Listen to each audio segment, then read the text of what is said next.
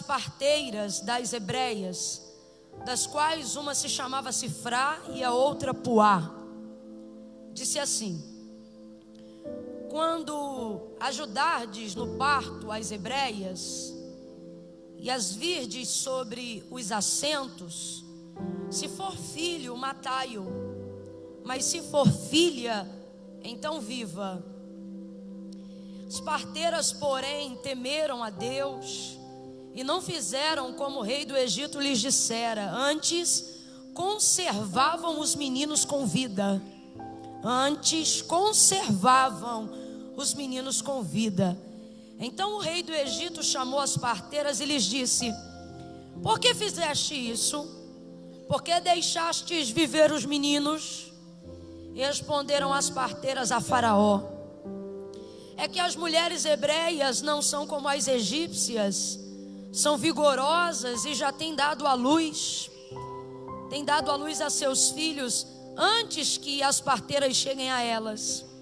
Portanto, Deus fez bem às parteiras e o povo aumentou e se fortaleceu muito. E porque as parteiras temeram a Deus, Ele lhes constituiu família. Então ordenou o Faraó a todo o povo: a todos os filhos que nascerem aos hebreus lançareis no Nilo, mas a todas as filhas deixareis viver. E você diz amém por essa palavra. Mantenha a Bíblia sobre o seu colo se você puder. Libere as suas mãos e una as suas mãos à mão da pessoa que está sentada ao seu lado. Faça isso com firmeza, faça isso com fé. Não faça desse momento um momento esquisito. Não segure a mão dela ou dele meio requenguela, meio fraca. Ai, eu não te conheço. Mostre para essa pessoa que, se talvez ela está em dúvida do que veio fazer hoje aqui, ela sentou-se ao lado de um profeta do Eterno, de uma profetisa do Eterno, e de que muitas vezes para Deus chegar na gente, Ele passa por gente como a gente. Segure a mão dessa pessoa com firmeza, feche os teus olhos, curve a sua cabeça. Mas Camila, mas eu não conheço. Não precisa conhecer. Nós estamos aqui unidos em um único propósito. E se andarmos na luz como Ele na luz está, temos comunhão uns com os outros. E o sangue de Jesus Cristo, seu Filho, nos purifica de todo o pecado. Eu quero pedir a toda essa santa igreja que comece a colocar diante de Deus uma súplica agora. Uma súplica diante do Senhor. Que súplica é essa, irmã Camila? Implore um pouco mais. Insista mais um pouco para que o Senhor fale com você, para que o Senhor manifeste a sua voz pela sua palavra sobre nós aqui nessa noite. Peça ao Senhor isso agora, não tenha vergonha, peça de verdade. Humilhai-vos debaixo da potente mão do Senhor, e ao seu tempo Ele vos exaltará. Chegai-vos a Deus e Ele se chegará a vós. Vamos nos achegar ao Senhor, suplique a Ele. Senhor, fala conosco, Senhor, fala comigo, fala com a pessoa que está aqui do meu lado, Senhor. Vai quebrando toda a resistência, se porventura ainda houver alguma que não esteja dentro da nossa percepção espiritual, mas esteja agindo no oculto, no escondido.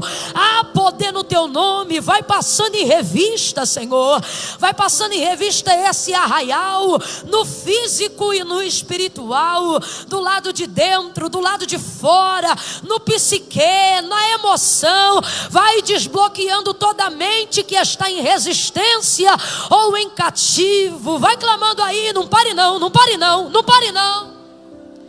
Senhor, nosso Deus e nosso Pai, eu levanto a minha voz com a Tua igreja.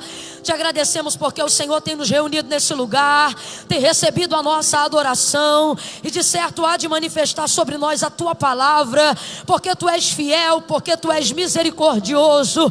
Mas nós levantamos as nossas vozes em direção ao trono de Tua graça, orientados pelo Teu Espírito Santo, para Te clamar um pouco mais, um pouco mais. Abre o leque da revelação, abre a porta da revelação da Tua palavra, Abre a nossa mentalidade nesta noite. Aonde houver alguém ao alcance da voz profética, seja também alcançado com a colheita, com a revelação, com o impacto da tua palavra neste lugar. Ainda antes que houvesse dia, o Senhor já existia, e não há quem possa fazer escapar das tuas mãos. Agindo o Senhor, quem impedirá? Não tem enfermidade, não tem depressão, não tem síndrome do pânico, não tem síndrome do pensamento acelerado, não tem ansiedade e demasia.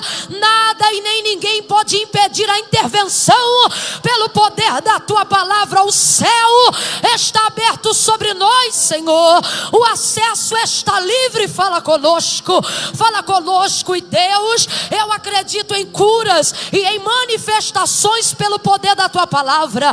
Eu acredito no avivamento genuíno pelo poder da tua palavra.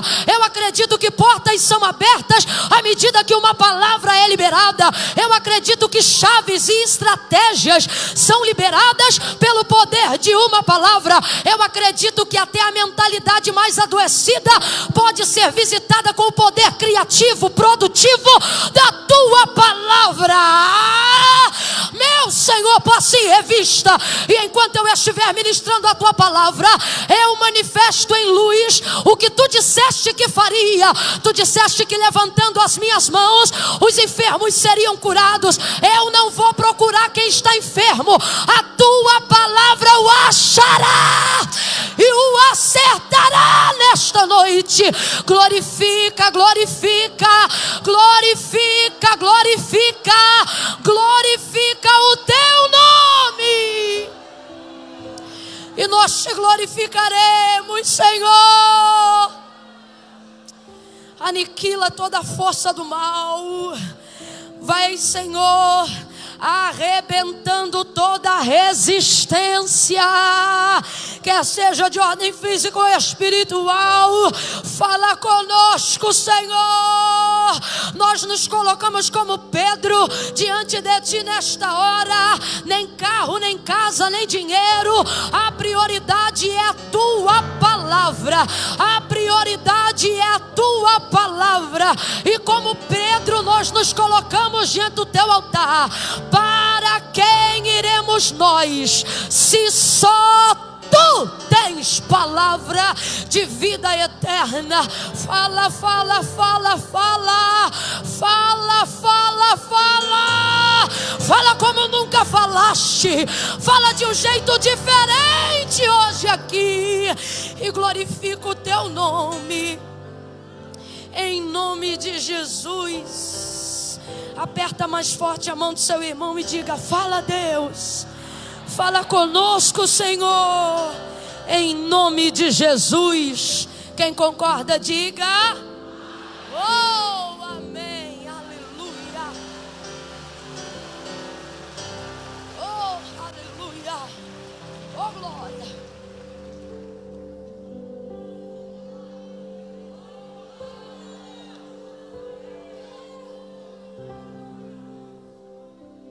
Oh, aleluia, aleluia, aleluia.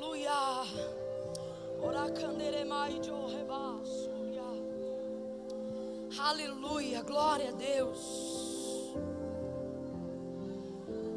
Aleluia. Oh, glória a Deus. Nós estamos diante de uma narrativa textual que vai trazer um nível de protagonização, né? Um papel principal. Há duas mulheres egípcias, na verdade, apesar de ajudarem no parto as hebreias, elas são duas mulheres egípcias. São as parteiras Sifrá e Puá.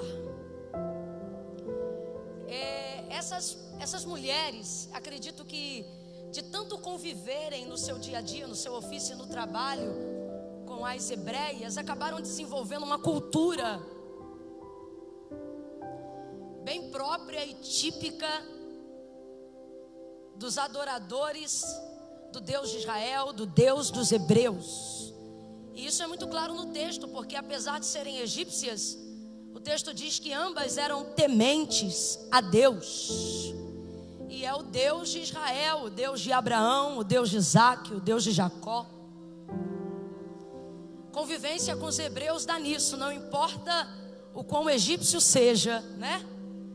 Elas estão agora tementes a Deus, tementes a Deus. Essas mulheres, elas não são parteiras de maneira popular e generalizada. Faraó, ou na ocasião esse então rei, que chama elas para solicitar, né, que elas viessem matar todo hebreu, todo homem que nascesse das mulheres gestantes daqueles dias. Ele vai justamente em cima delas, porque elas na verdade representam a cabeça das parteiras. Elas atendem todo mundo, obviamente, mas é como se elas fossem uma supervisora dentre as parteiras, e é por isso que o nome delas ganha um destaque tão grande. Obviamente ele não tem condições de procurar parteira a parteira, parteira a parteira, parteira a parteira ou parteira por parteira, não dá. Então vamos chamar quem responde pelas parteiras, e aí vem Sifrá e Puá, essas mulheres tementes a Deus. A parteira, ela tem uma série de habilidades, e com essas mulheres não é diferente.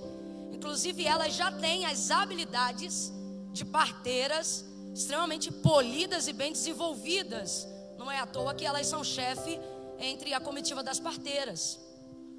As habilidades de uma parteira, elas podem ser aprendidas, como qualquer outra técnica, mas elas precisam de tempo até que sejam aperfeiçoadas. E elas obviamente já dominam a técnica e já possuem todas as habilidades. Falando a grosso modo, as parteiras são aquelas que ajudam no parto as parturientes, as gestantes, as grávidas, as que já estão prestes a dar à luz. A parteira, na verdade, naquela época, ela não configurava só uma pessoa para ajudar na hora do nascimento, como também ela exercia o que hoje nós entendemos na área da medicina como a obstetra. Não apenas para ajudar a dar à luz na hora que a mulher está em dores de parto, mas também no acompanhamento durante a gravidez. E era esse basicamente o procedimento. Agora, o rei do Egito, que já não faz mais memória de José, não faz mais memória da honra que os outros faraós dedicaram a ele e a sua memória, percebe que esse povo está crescendo, que os hebreus estão crescendo, que estão se multiplicando e que estão tomando conta da terra do Egito. Ainda que sendo escravos, já são uma multidão que enchem a terra do Egito. De maneira que, se um censo comum fosse passado, contabilizariam muito mais hebreus do que os próprios egípcios. E isso deixa o camarada com medo, preocupado, e sem a lembrança e sem a memória do que já haviam se aliançado a José em outra época. Isso agora é abolido e não se faz menção do Deus de José e nem do seu povo em caráter de honra. Então esse homem tem uma ideia infernal, uma ideia que na verdade traz sobre ele, tipifica sobre ele, personifica uma ação direta do próprio Satanás. É como quando Esther, vendo que seu povo ia ser execrado por instrumentabilidade daquele que ela chamava de Amã, quando ela denuncia ele diante do rei Assuero, né? Ela não diz Amã, ela diz este mal, Amã.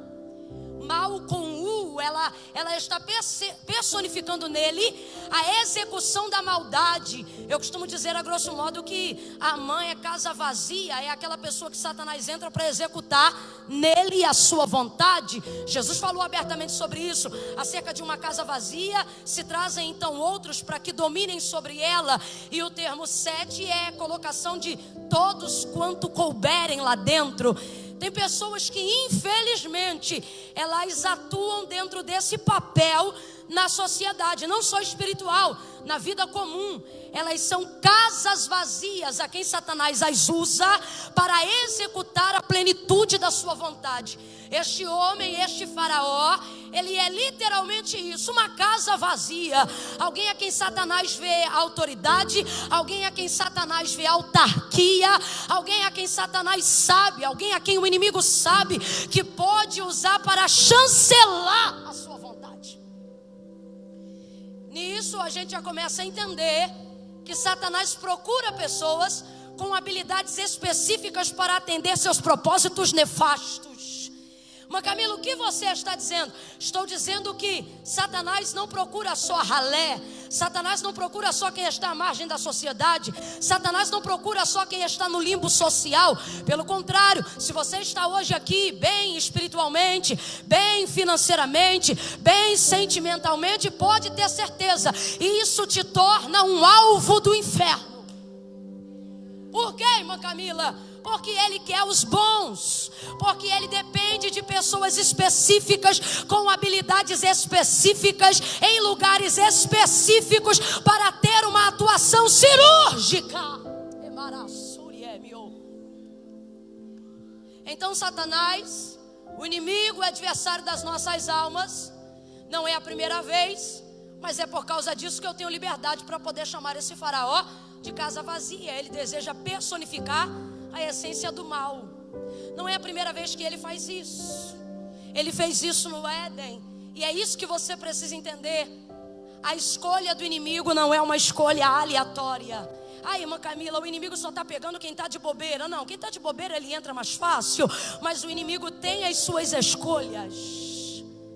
Por exemplo, quando ele entra no jardim, a qual plantou o Senhor, no Éden, e ele visita o homem para então começar o seu plano de destruição, na comunhão entre o homem e Deus, o texto diz: e Satanás entrou naquela, olha o que o texto diz, na serpente, porque está dando a motivação pela qual ele foi nela, era a mais perspicaz dentre todas as alimarias do campo. Ora, se o plano de atuação é convencimento do que Deus disse ao contrário, se o plano de atuação é influência, se o plano de atuação é intervenção, se o plano de atuação é desfazer uma mentalidade já construída, eu não posso ir num animal que tem carisma, eu não posso ir num animal que seja fofinho, eu não posso ir num tigre que assusta no abrir da boca dos dentes. Então ele pensa: eu vou precisar de perspicácia. Quem tem essa habilidade? O Senhor Deus diz: não havia entre as alimarias do campo alguém que fosse, animal que fosse mais perspicaz do que a serpente. Aí, para o plano que Satanás quer executar, ele entra justamente na serpente. Por quê? Porque era bonitinha? Não era. Se sem perna é feia, com perna então. Não era. Ele escolhe ela porque ela é perspicaz. Ele escolhe ela porque, para acertar o alvo do seu propósito nefasto, ele precisava de perspicácia, que tem a ver com poder de influência, persuasão, dissertação, discussão, poder argumentativo, debate. Agora responda para mim com inteligência: ser perspicaz é um defeito? Claro que não. Dentre todas as qualidades, se é que há uma na serpente, foi essa a qual o próprio Jesus colocou: sede simples como a pomba e prudente, perspicaz como a serpente. Então eu vou perguntar de novo: ser perspicaz é um defeito? Ser perspicaz é uma falha intencional? Não, ser perspicaz é uma coisa boa. Mais do que isso, é um conselho da prudência de Cristo para nós. Agora veja como as habilidades de um animal se tornaram uma ferramenta na mão de Satanás. Mas Camila, o que você está dizendo? Estou dizendo que o inferno está de olho nas suas habilidades. Estou dizendo que você não pode pensar que porque está aqui dentro hoje, você está totalmente fora do foco do inferno, fora do foco do plano do diabo. E me desculpe, vai ver numa quarta-feira o que você queria era alguém levantando um manto, um cobertor, e você caindo debaixo. E o Senhor está dizendo: é manto e é de livramento. Abre teu olho e entende. Deus te trouxe hoje para dizer que as suas habilidades estão sendo observadas. Agora preste atenção. Preste atenção. Ele consegue fazer uso dessas habilidades, obviamente, usando Faraó. Com Faraó ele vai ter o poder de chancelar o seu plano de execução. Ele trabalha no oculto e o homem revela em público. Ok? Uma vez convencido o Faraó, como o Faraó age com as parteiras? Do mesmo jeito que o poder do mal se manifesta sobre ele. Por que ele não bate na porta da casa de cada uma e manda os soldados deixarem as mulheres parirem sozinhas, ou não faz uma varredura ele mesmo com os soldados, e dentro de um plano de censo ou de um plano de guerra, ele mesmo planeja a execução, porque Satanás deseja trabalhar no oculto, porque se der certo ele ficará feliz, e se der errado só você fica envergonhado. Então, olha a estratégia utilizada por ele. Vai direto na cabeça das parteiras. Por quê? Porque elas também têm habilidades específicas. E quem acha que o império das trevas anda de maneira desorganizada está muito equivocado. Vai na cabeça das parteiras das hebreias, a saber, Sifra e Puá, e diz: olha, a partir de hoje eu declaro sobre vocês uma ordem. Quando vocês estiverem ajudando no parto entre as hebreias, se for menino, vocês matam na hora. O que é isso? Antes de nascer. Se você fosse aprofundar um pouquinho mais no texto, quando você vê ele usando o termo assento, e já já eu falo sobre isso, a mulher não tinha filhos, sobretudo entre as hebreias naqueles dias. Parto natural ou parto normal, como chamamos hoje, deitadas sobre uma cama, tendo um campo visual mais expandido. Não.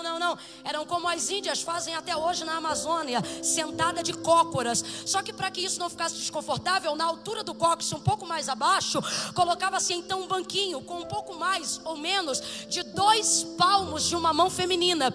Ali ela se assentava e a parteira se colocava na direção de baixo dela, quase que deitada no chão. Então ela ficava ali embaixo esperando a criança apontar. Você sabe que de parto normal naturalmente se sai a cabeça, é a primeira parte. Vez ou outra saem outros membros, mas é extremamente perigoso e não é regra. Pelo contrário, é exceção, a exceção da regra. Então naturalmente ela ficava ali embaixo esperando. Quando a cabeça apontava, porque ele diz, quando elas estiverem assentadas nos assentos e a criança estiver nascendo, você sufoca. O que é isso? Mata enquanto está no assento. Porque enquanto está no assento, nem a mãe viu ainda direito o que é. Enquanto está no assento, movida pelas dores da contração e da necessidade de fazer força para ajudar o parto, ela não está totalmente envolvida. E segundo, e agora a principal motivação de Faraó é impedir as parteiras para fazer isso. Qual? Ora, se vai nascer, o filho é dela, mas você é a primeira que pega na sua mão. Então quando estiver na sua mão, antes dela saber o que é, você sabe primeiro. Diga comigo: informação privilegiada. Diga de novo: informação privilegiada. É a última vez, mas de novo, diga: informação. Quando ela visse o sexo do neném, ela seria a primeira a ver. Então, se é menina, conclui o nascimento. Se é menino, sufoca enquanto nasce. Quando você estiver vendo o sexo, já acaba com ele ali enquanto está no assento. Você vai ver primeiro, vai ter acesso primeiro, vai tocar primeiro, e nas suas mãos, a partir daquele momento, está o poder da vida e da morte. Só que, veja, elas têm habilidades, as parteiras têm habilidades, têm técnicas específicas, aprimoradas ao longo do tempo, e a habilidade delas é trazer à luz filhos. Crianças, elas são experimentadas em polir a vida, em trazer a vida, em embalar para a vida, em segurar para a vida. Ele só olha para as habilidades, mas esqueceu da intenção. Como é que você pede a vida toda, quem lida com vida, para trocar a intenção do ofício do dia para a noite? As habilidades podem ser usadas de maneira nefasta, mas a intenção não pode ser transtornada tão rapidamente assim. As mulheres estão acostumadas a trazer a vida, a dar a vida, e de repente o Faraó diz: a partir de agora, se for menino, vocês conduzem a morte. Ele pede isso especificamente a elas. Por quê? Ele quer fazer o mal, mas não quer se expor. Completa para mim, para eu saber que você está comigo. Ele quer fazer o mal, mas ele não quer se... Porque ele quer continuar sendo amado, quer continuar sendo respeitado, ele quer continuar sendo coroado, ele não quer ter culpa, ele não quer ter envolvimento e nem ser visto pelo seu próprio povo como alguém tão desagradável. E quando eu digo isso, eu gosto de lembrar: Sifra e Puá são egípcias. Então elas são uma representatividade de que nem todo egípcio aprovaria uma conduta tão desagradável como essa. Uma vez que não há uma aprovação coletiva para um genocídio, faz isso de maneira oculta e então usa as habilidades específicas dessas mulheres. Só que essas mulheres estão a vida toda dando vida. Assim como você treina uma habilidade do lado de fora, você também treina a motivação e a intenção do lado de dentro. Mas Camilo, o que você está dizendo? Estou dizendo que tem gente aqui, por exemplo, que está insatisfeito com a sua vida espiritual, está insatisfeito com a sua vida emocional, ainda não teve resposta daquilo que quer. Satanás, por exemplo, tenta aproveitar, quem sabe, esse momento de descontentamento para poder usar o que você sabe para os planos dele, mas mesmo assim não consegue. Mesmo sem vontade, hoje você está aqui, mesmo não tendo orado hoje, você já orou aqui, e mesmo não tendo aberto a Bíblia, uma semana está ouvindo a palavra de Deus aqui. Aí eu te pergunto, isso é do dia para a noite? Não. Você já treinou tanto a tua alma a confiar em Deus, que até quando você não está fortalecido, você não sabe fazer outra coisa senão esperar, senão confiar, senão compreender, senão vir para a casa de Deus. Há uma intimidade tão grande entre o Espírito do Senhor e a sua alma. Me ouça, porque eu vou falar de novo. Dado ao tempo, à experiência, ao treinamento, ao desenvolvimento das suas habilidades, a sua devoção, a sua vida com Deus, a este tempo, há uma intimidade tão grande entre o Espírito do Senhor e a sua alma, que quando ela diz emocionalmente, você não vai para o culto, o Espírito pega ela pelos cabelos e diz, vambora que eu ainda governo isso aqui, vambora que eu ainda mando nisso aqui.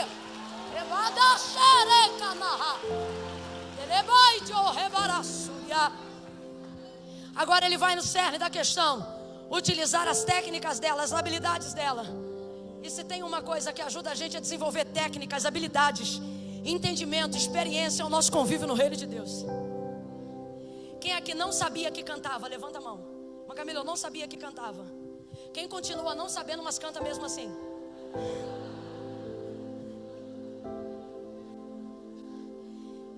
Eu tenho aqui nessa noite gente que não sabia que tinha metade da capacidade de liderança que tem hoje.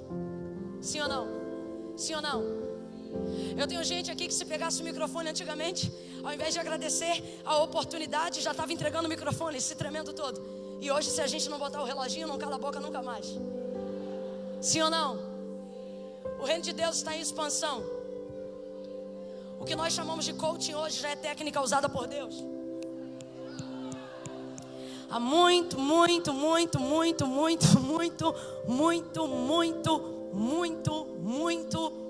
tempo.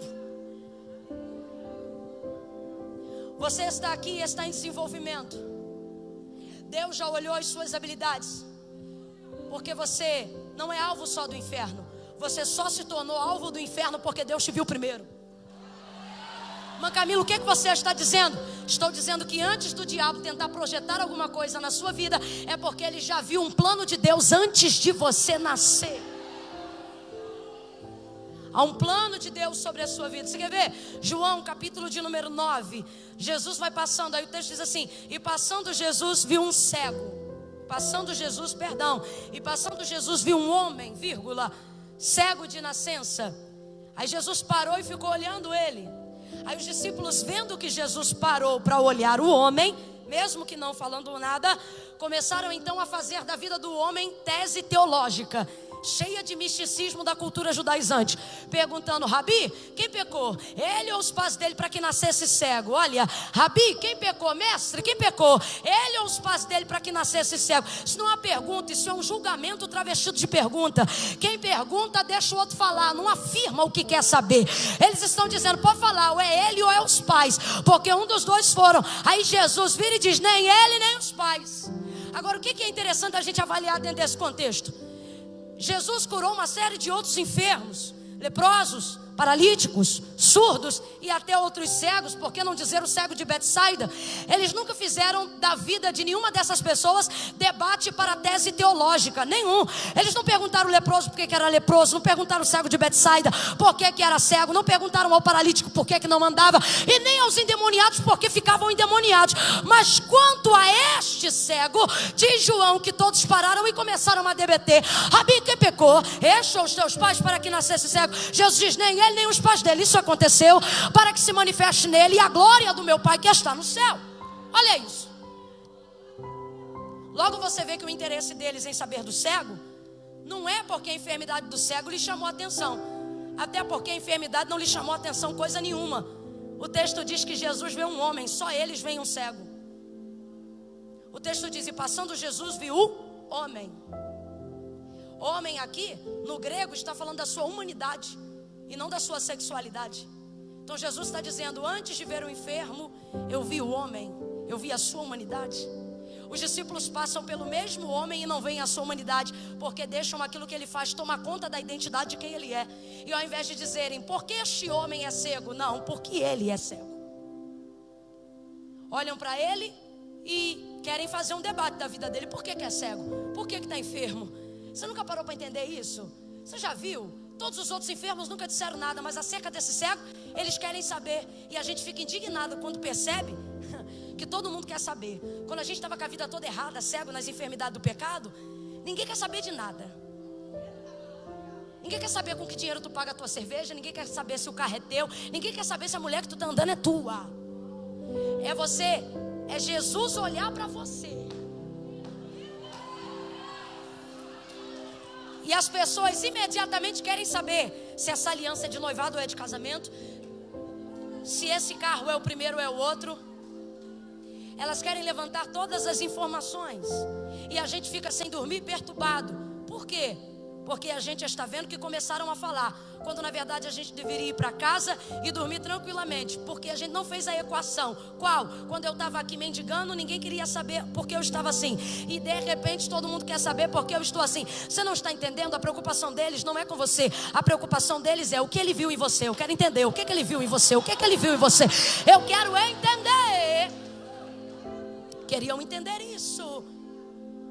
Jesus te trouxe aqui nesta noite para te fazer entender que se há uma investida do adversário, aonde o alvo é onde você reside, aonde o alvo é onde você trabalha. Se o canhão do inferno está apontado para o que hoje é o seu ministério, você precisa entender, antes de bater a perna, abrir a porta de casa, olhar de frente e para o mundo espiritual dizer, não precisa se esconder. Por quê? Porque quem me guarda já te viu, e eu sei. Eu sei que você só conhece o meu endereço porque ele vem aqui. Eu sei que você só conhece o meu ministério porque ele está nele. Eu sei que você só conhece o meu filho porque você me ouve orar por ele. Veja bem, acerca do príncipe da Pérsia, que se levantou para interromper a resposta da oração de Daniel. Me parece que Daniel está numa região espiritual oculta. Mas o fluxo da intercessão, o fluxo do jejum, deu a ele não só uma evidência de sacrifício na terra, mas uma evidência de renúncia no céu. Quando o teu nome fica conhecido na terra é legal, mas quando o teu nome fica conhecido no céu,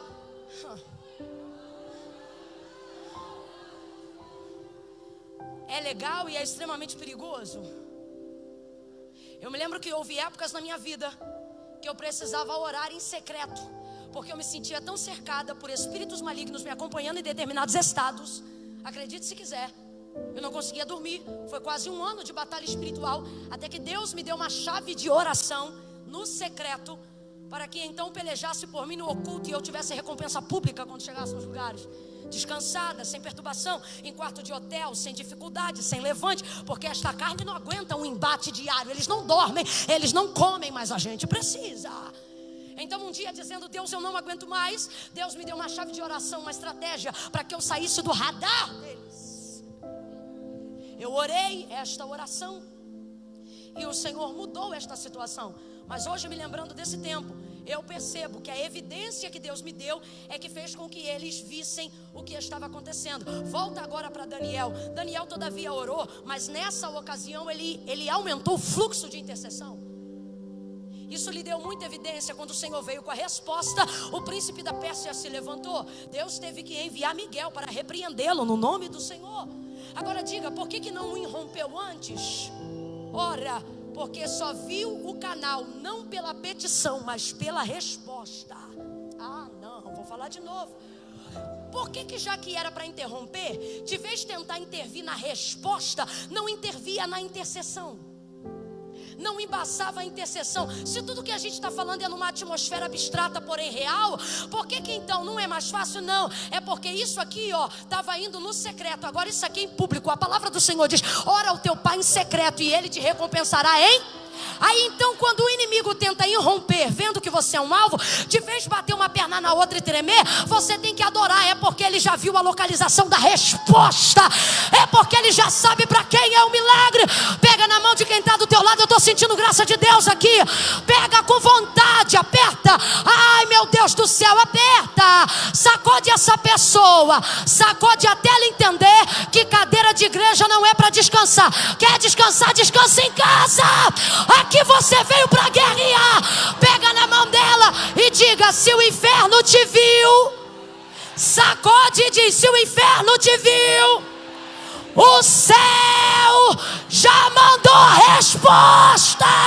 Já tem resposta, já tem milagre. Ele só descobriu o teu endereço por causa disso.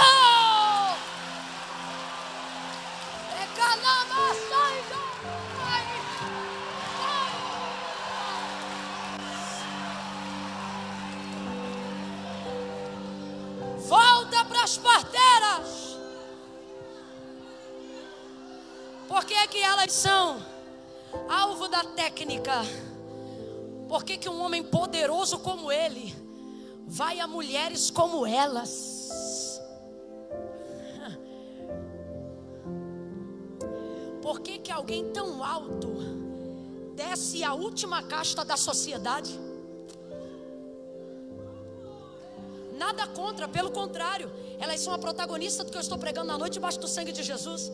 Mas peraí, gente, de Faraó a parto, de cá de cima a cá embaixo, vai se meter em mulher de posição de cócoras, não pega nem bem para sua posição. Camarada está aqui,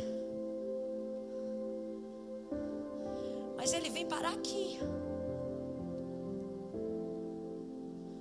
Por quê?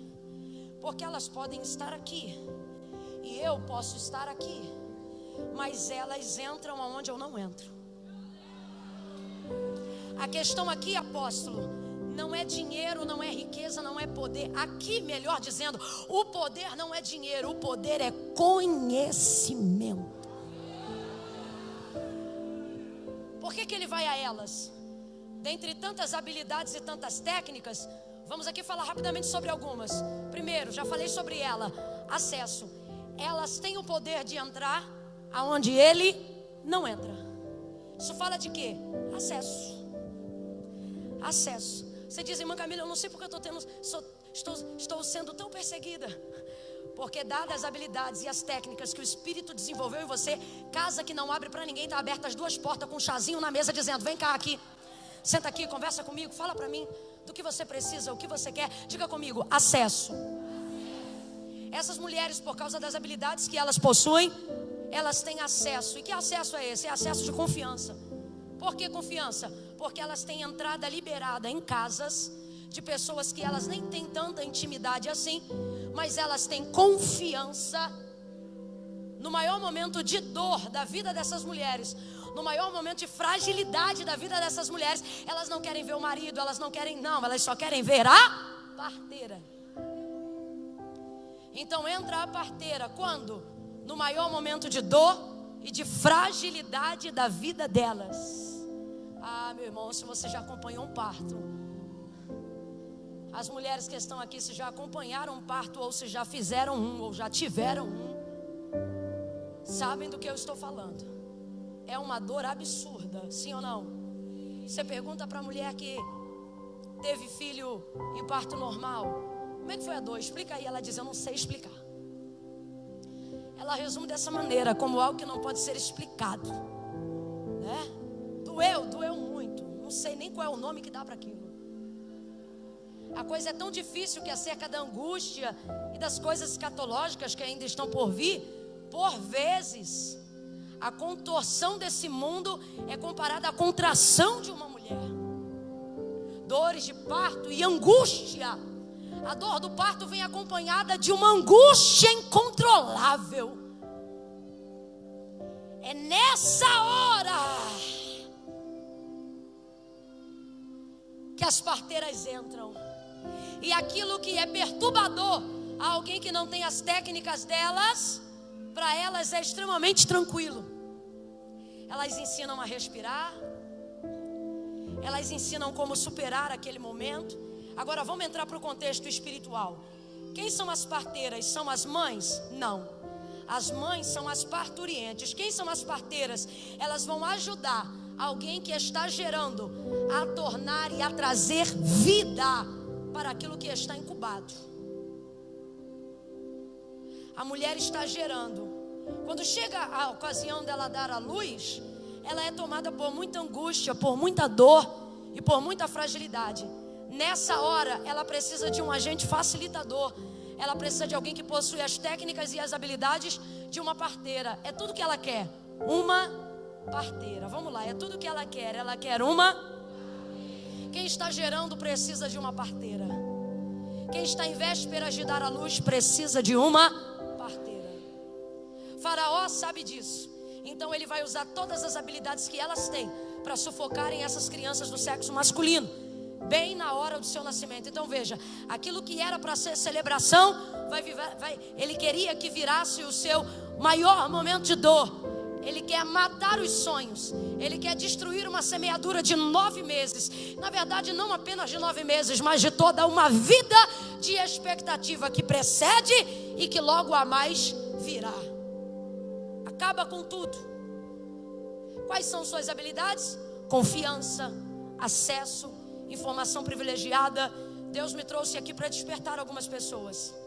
O diabo não quer que você distorça as suas habilidades. Ele quer distorcer as suas intenções para continuar usando as suas habilidades. Como assim, irmã Camila? Ele não quer que você saia da igreja. Ele quer usar as habilidades que você tem aqui dentro. Ele não quer que você deixe de ser uma pessoa de confiança. Ele quer que você continue sendo uma pessoa de confiança, para você ter acesso às informações privilegiadas e assim conseguir atender às suas necessidades e às demandas do inferno. Deus te trouxe hoje aqui e eu vou falar rasgado. Ele está dizendo: ei, eu te dei acesso a lugares, eu te dei acesso a pessoas, eu estou fazendo gente que não confia em ninguém contar a vida para você. Deus está me mandando trazer essa reflexão sobre nós hoje aqui. O que é que nós estamos fazendo com as habilidades, com as técnicas, com o acesso de confiança que Ele tem nos dado? Nós estamos guardando a informação, nós estamos ajudando no processo gestacional da vida, do crescimento do ministério, da chamada de alguém, ou a gente entra hoje aqui e amanhã já está dizendo com quem traiu, aonde traiu. Deus me mostra nesta noite uma porta, dá na mão de cada uma chave e Ele diz: eu estou te ensinando a guardar segredo.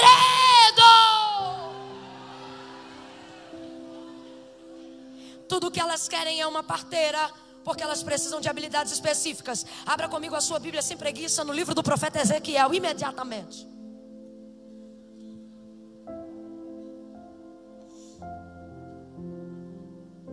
Ezequiel, capítulo de número 16. Vai, gente, abre essa Bíblia. Deixa eu ouvir o barulho da folha. Mãe Camila, não tem folha, agora nós temos iPads sagrados. Então abra os iPhones sagrados.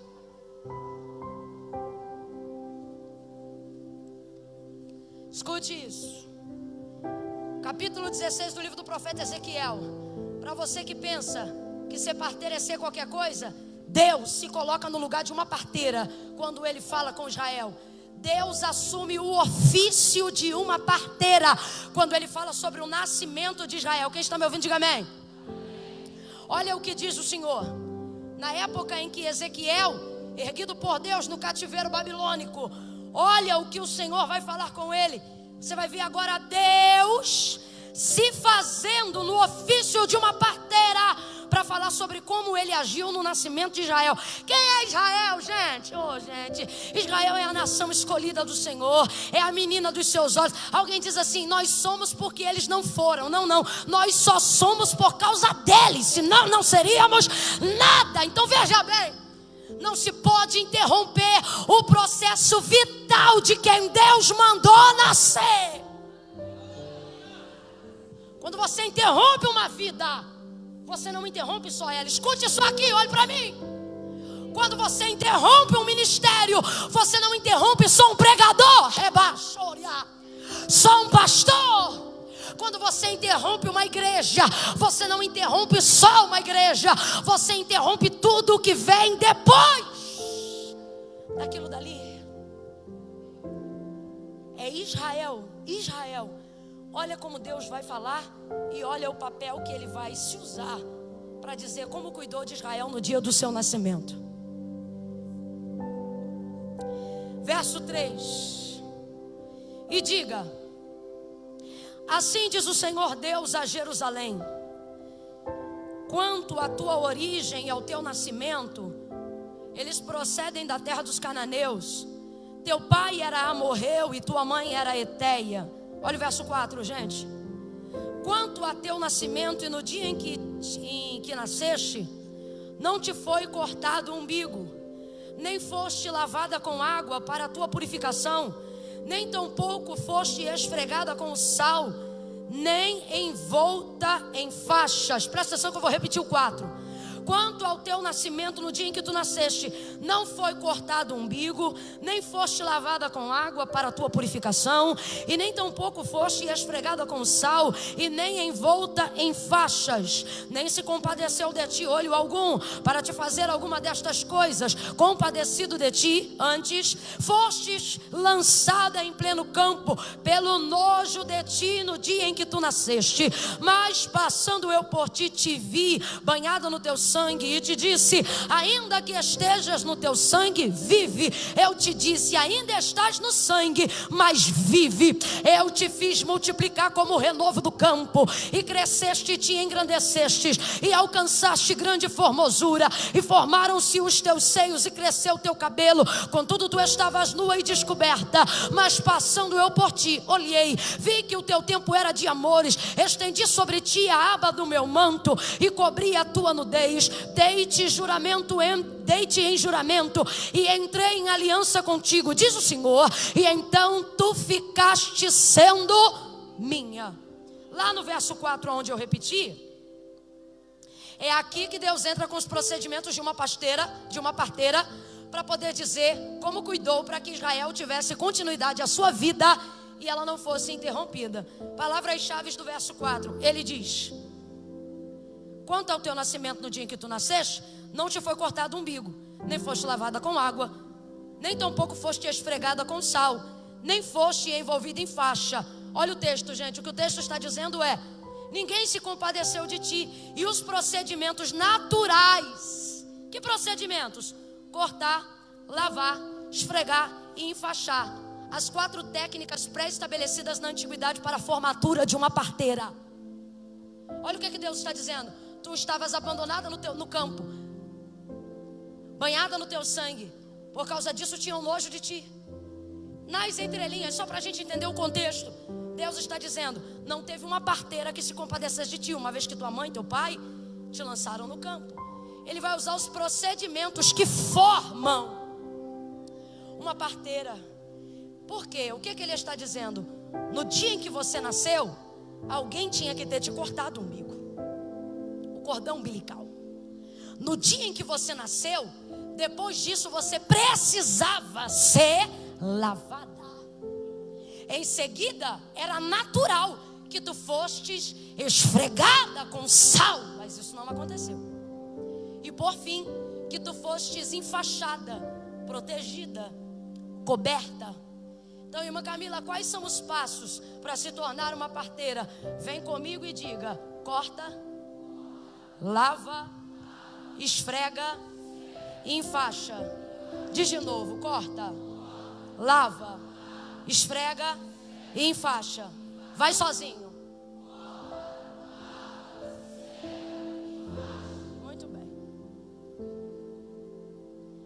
que é cortar? Cortar é o cordão umbilical. A parteira chega com alguns instrumentos. Um instrumento de corte é o que ela precisa. Uma parteira não pode ser parteira se não tiver nos seus instrumentos um instrumento prioritário do nascimento de uma criança.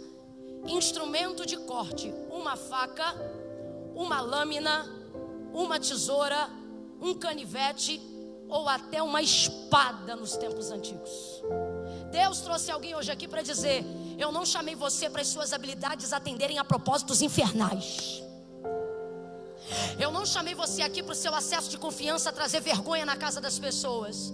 Eu não chamei você aqui para você usar a sua influência para poder fazer coisas nefastas para o inferno. Satanás está do lado de fora esperando o culto acabar e querendo saber o que você aprendeu hoje para poder usar contra a igreja, contra Deus, contra o lugar em que Deus te inseriu. Só que hoje você vai sair daqui dizendo: aqui não, diabo, as minhas habilidades são para a glória de Deus.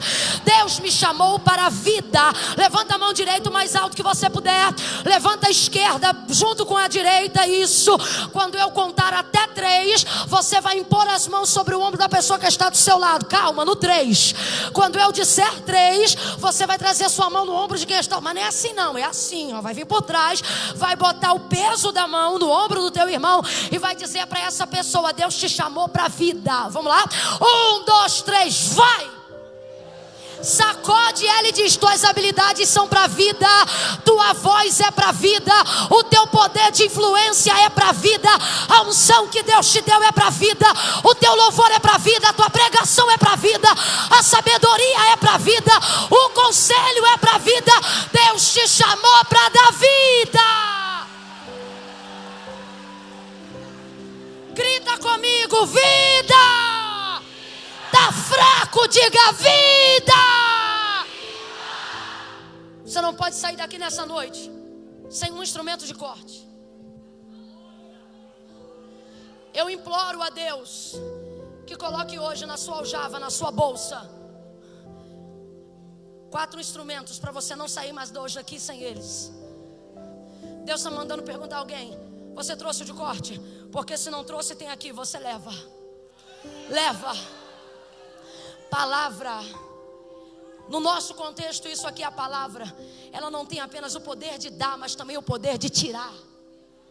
Ela não tem apenas o poder de ligar, mas também o poder de cortar.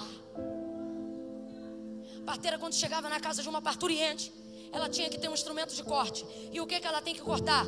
Primeiro passo: depois que a criança nasce, ela corta o cordão umbilical. O que é isso? Isso parece muito malvado. Por quê? Está cortando o laço de dependência que a criança aprendeu a vida toda a viver. O pouco que a criança entende de vida, ela entende pela ligação do feto e da mãe. Cordão umbilical significa que ela não escolhe o que come. O que a mãe come, ela também. É no cordão umbilical que a criança consegue os nutrientes ou os malefícios, dependendo da alimentação de alguém. Mas Camila, do que isso fala? Dependência. Toda parteira tem que saber a hora de cortar as dependências de alguém. Agora presta bem atenção, que eu não vim dar 4 instrumentos de uma babá, eu vim falar de uma parteira. Porque alguém pode estar pensando que Deus está te vocacionando um ministério para você ser babá. Quer ser babá, vai aprender com a Super Nani. Aqui Deus te trouxe para dizer: você é parteira. Você é parteira. Posso te falar uma coisa? Parteira não anda com mamadeira, porque ela não é babá. Parteira não anda com fraldinha para trocar toda hora, porque ela não é babá. Parteira não anda com papinha toda hora, porque ela não é babá. Ela chega na casa com um instrumento de corte, uma tesoura. Ela chega com uma bacia para lavar. Ela chega com sal para esfregar. Depois ela enfaixa e vai embora. Irmã Camila, o que você está dizendo? Deus está dizendo: quando você aprender a hora de cortar a dependência de alguém, isso distingue uma parteira de uma babá. É complicado, porque todo mundo quer alguém assessorando com um chocalho. E Deus está dizendo: eu não te chamei para ser babá, eu te chamei para ser parteira. Aí, irmã Camila, mas eu já vou chegar cortando? Já vai. Cordão umbilical, quem ainda está me ouvindo, diga amém. Pega o cordão umbilical, quando a criança vai nascendo, ligada à placenta, tudo que é da mãe. Primeiro passo: antes de qualquer outro envolvimento, corta, completa para mim. Antes de qualquer envolvimento, nas entrelinhas, o que a parteira está deixando claro é: você não se alimenta mais assim. Assim como nesse nível de dependência, por que não? Ora, quando você é um feto ou uma criança que ainda não nasceu no ventre de sua mãe, se a mãe come bem, você também come. Mas se a mãe come mal, você é obrigado a comer? No período gestacional, você não escolhe o que come. No período gestacional, você não decide do que gosta. Você é obrigado por uma relação de dependência vital a comer tudo que o outro ingere. Se você gosta, você come. Se você não gosta, você come. Estou falando a grosso modo para todo mundo entender. No dia que a criança nasce, a parteira vai lá e corta o cordão umbilical. Agora ela não se alimenta pelo umbigo, ela vai ter que se alimentar pela gosto, paladar. Ela vai escolher. Porque, meu irmão, pode falar o que for que não tem gosto. Quem é mãe aqui sabe. É um aninho, ele decide o que quer comer.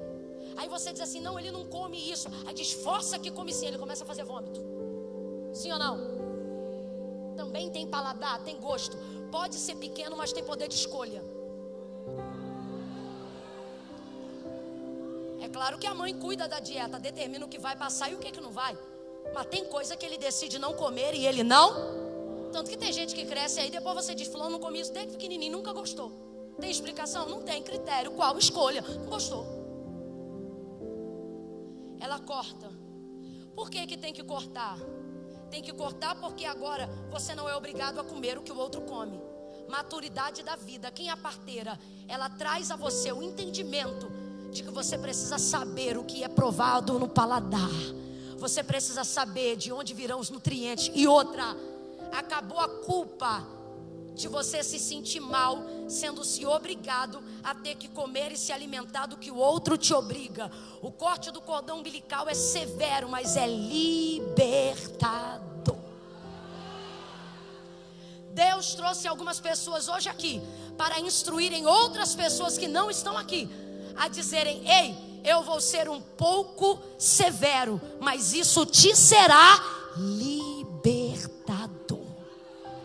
Você é agente de libertação para a vida de muita gente que precisa compreender o propósito da sua vida e da própria vida. Olha para quem está do teu lado e diz, se tiver que cortar, corta. Olha de novo e diga, se tiver que cortar, corta. Deus está dizendo, você não é obrigado a entrar onde o outro entra, a comer o que o outro come, a viver o que o outro vive, a beijar quem o outro beija, a fazer o que todo mundo faz. Deus está levantando uma parteira para você. Deus está levantando parteiras aqui para alguém, para dizer, a partir de hoje está diante de ti a vida e a morte. Escolhe. Não cabe mais desculpas. Eu sou assim porque minha mãe era assim. Eu sou assim porque meu pai sempre foi assim. Eu sou assim porque eu vim de uma igreja assim. Ótimo, então agora você caiu numa igreja que tem instrumento de corte. E a gente vai cortar essa relação de dependência. A partir de hoje, sente o gosto. Experimenta a palavra. Eu não estou entalando ela na goela de ninguém, mas se é boa, come. E se não é, não permita o cordão que está amarrado em você te impedir de comer, de experimentar a novidade de Deus para você nesse tempo. Primeira coisa, corta. Segunda coisa, lava. Vamos lá, primeira coisa, corta. Segunda coisa, isso. Ai, Jesus, eu quero ir lavar. Mas Jesus está dizendo, fala para ela que de vez de orar para o outro, ela tem que ensinar ele a orar.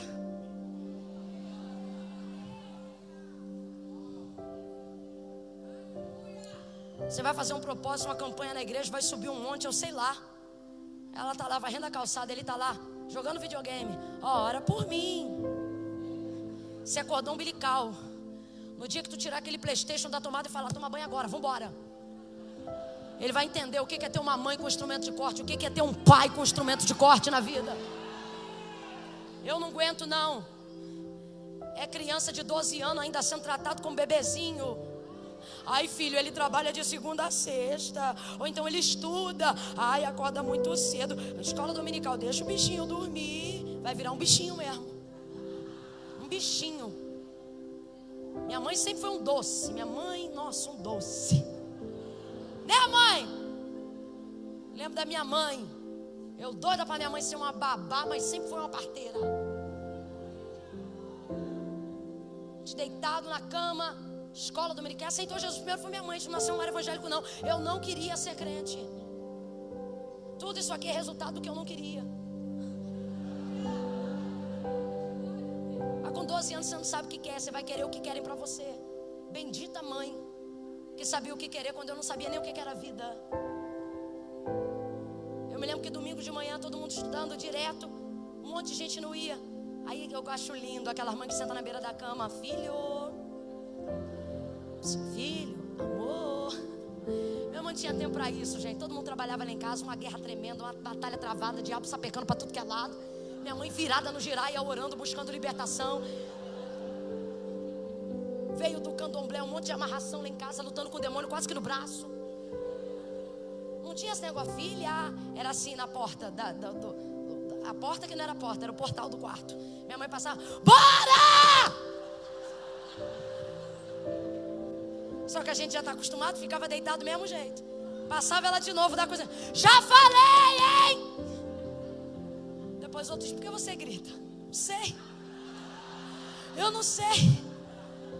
Aí se a gente tivesse coberto, né, que aí botava o edredom aqui em cima, ela já passava, não via? Ela já passava e dizia assim, não vou falar de novo não, e tirava. Bora, levanta. Eu me lembro que um dia eu fiquei tão irada, que eu falei, crente é você, eu não sou crente.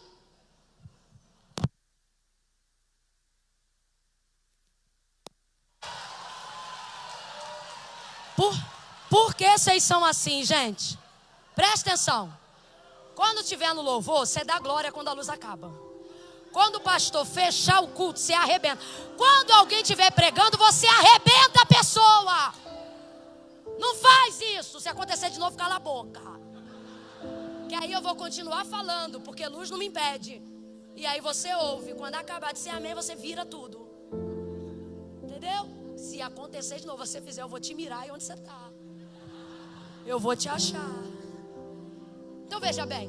Me lembro que um dia eu fiquei tão chateada que eu me desarrumei toda. E eu falei, hoje ela não vai querer ir assim, porque minha mãe sempre foi chicosa. Falei, eu vou me arrebentar todinha. Derramei negócio aqui, destruí o cabelo, desarrumei a saia, me desarrumei toda. Aí eu falei, eu não vou pregar. Como é que eu vou assim? Ela disse, vai na minha frente. E eu tive que caminhar coisa de quase uns 4 metros de distância. Quando eu parava, ela dizia, vai. A poder ir. Ela cortava. Ela dizia, nós nos alimentamos até aqui de uma maneira, mas agora você vai aprender a sugar. Você vai aprender a provar. Eu me lembro que num processo de libertação em casa, eu tinha muita dificuldade de dormir. Eu fiquei 1 ano sem dormir. Eu via espíritos malignos como eu estou vendo você sentado aqui na minha frente. Era muito difícil para mim, porque eu só tinha 12 anos de idade. Era muito difícil para mim. E eu me lembro que vez ou outra minha mãe orava, me deixava dormir na cama dela, porque eu tinha muito medo. Mas uma vez eu fui correndo para o quarto dela e eu disse, mãe, ele está lá no meu quarto. E ela disse, volta para lá. E eu disse, não volto. Por favor, deixa eu ficar aqui. Ora por mim. Aí ela disse, eu vou deixar você ficar aqui, mas quem vai orar é você. E eu nunca tinha feito um clamor. Mas às vezes Deus permite dificuldades para você entender a força de um clamor. Alguém pode ficar incomodado com a sua maneira de buscar Deus, mas normalmente quem se incomoda com a sua busca não pode fazer nada por você. E eu me lembro que naquele dia minha mãe disse para mim, Camila, clama. E eu falando muito baixinho, com muito medo de chatear o diabo. Com muito medo, falando bem baixinho. Eu me lembro de minha mãe dizendo no meu ouvido, grita Camila, fala forte, fala firme. E aí eu dizia, fala o quê? E ela começou a dizer do outro lado, diga sim. Eu esperando ela dizer. E ela dizia, diabo. E eu com medo, eu falei, não vou falar.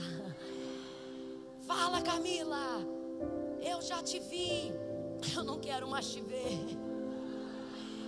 E ela dizia, diga agora, eu estou debaixo do sangue de Jesus. Há poder no nome de Jesus. Está repreendido em nome de Jesus.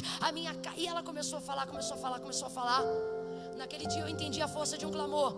Quando isso acontecia, eu não corria mais para o quarto da minha mãe. Ela dizia, se acontecer de novo, você vai fazer isso no seu quarto. Quem aqui já clamou em tempos de guerra sabe o que eu estou dizendo aqui. A gente não fala alto porque quer, a gente fala alto porque o medo é tanto que a única maneira de continuar é gritando. Sim ou não? E a gente vai aprendendo a ter forças. Eu me lembro que minha mãe chegou e de vez de me ligar o umbilical dela, não, ela cortou. Ela me mostrou: sua vida com Deus é individual, sua salvação é individual, a sua busca é individual. Deus está me mandando dizer a alguém: se você ama esse menino, corta. Se você ama esse pai, corta. Como assim, irmã Camila? Você não vai ficar a vida toda, e essa avó que te cobre não vai ficar a vida toda. Dobra o teu joelho, começa a aprender a orar, começa a aprender a se alimentar, começa a aprender a sugar de uma nova forma aquilo que o céu tem para te dar. Depois ela lava. O que é isso? Uma bacia d'água. Aí eu te pergunto: como é que vai lavar a criança assim? Porque apesar de uma criança ser extremamente pura, ela nasce suja. Como pode, se nunca tocou em nada? Mas é porque tudo que está no ventre da mãe tocou nela. Então ela nasce a grosso modo encebada, suja. E agora eu te pergunto: ela nasceu suja sem nunca ter que tocar em nada, mas ainda assim precisa ser lavada, precisa ser limpa porque ela é suja? Não, porque está agarrado nela aquilo que não é dela, mas nasceu com ela. Uma criança não é lavada porque ela é suja. Uma criança é lavada porque o ventre que a comportava deixou ela naquele estado. Uma parteira não pode julgar estereótipos. Uma parteira precisa entender que muitas vezes, muito do que alguém carrega não pertence a ele, só está nele. Essa mulher tem uma bacia, essa mulher tem água. Agora deixa eu te falar uma coisa: você acha que quem trabalha com bacia transporta água? Claro que não. Quem trabalha com bacia, leva a bacia e espera recolher a água, ou em casa ou próximo de casa. Quem está me ouvindo, diga amém. Só que tem gente que está querendo ser parteira, mas está querendo carregar a bacia já com água. Das duas uma: ou não sabe onde é a fonte, ou tem preguiça de reciclar.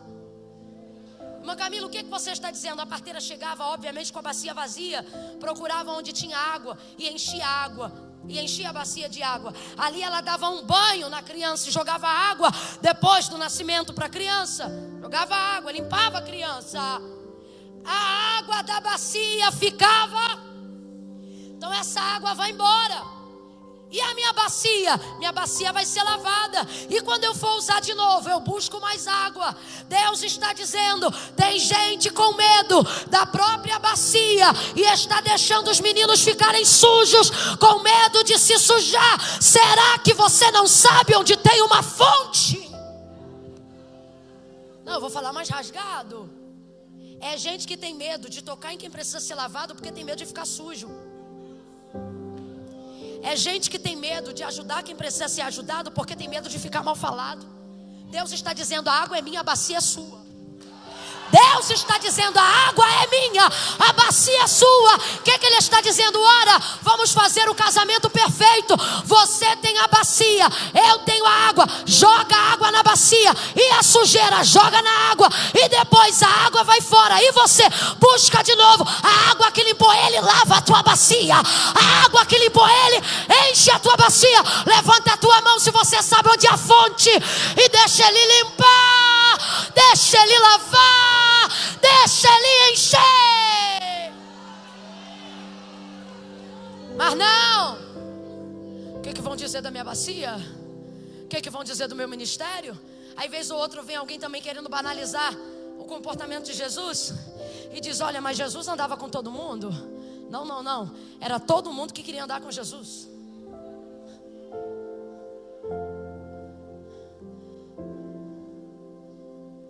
Jesus está dizendo: eu vou te dar um ministério tão forte, eu vou te dar uma bacia tão limpa e areada,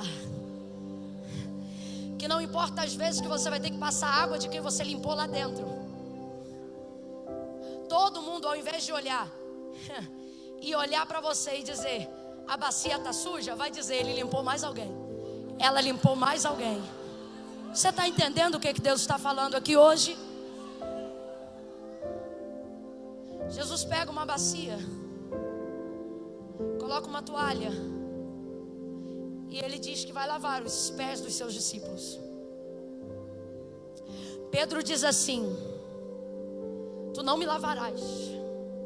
Aí Jesus diz a ele: se eu não te lavar, tu não tem parte comigo.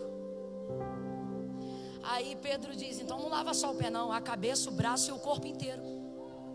Sanguíneo, exagerado. Aí Jesus diz: não preciso, basta com que eu lave os seus pés.